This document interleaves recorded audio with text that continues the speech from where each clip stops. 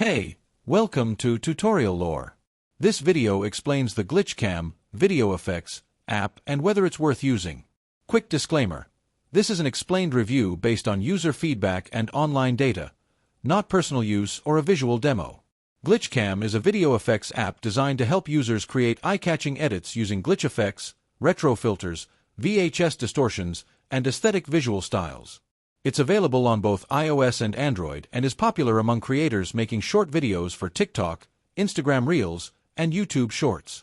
The app's main feature is its wide collection of glitch and distortion effects, including VHS noise, RGB split, vaporwave looks, trippy distortions, and retro cam filters.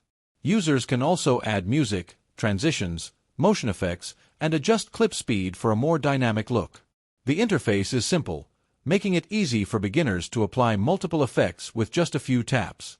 If you found this video helpful so far, drop a like. Let's talk about how it performs in actual use.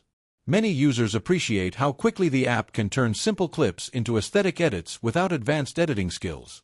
Its presets save time, and the effects library is one of the strongest for glitch-style content. Export quality is generally good, and sharing to social platforms is smooth.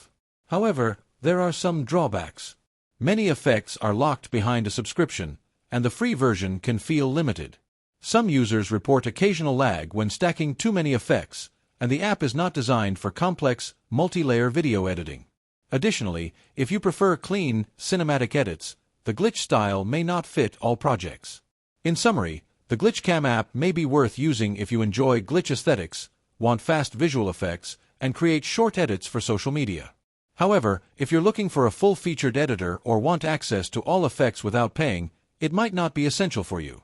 This is not a commercial or paid promotion, but an informational video.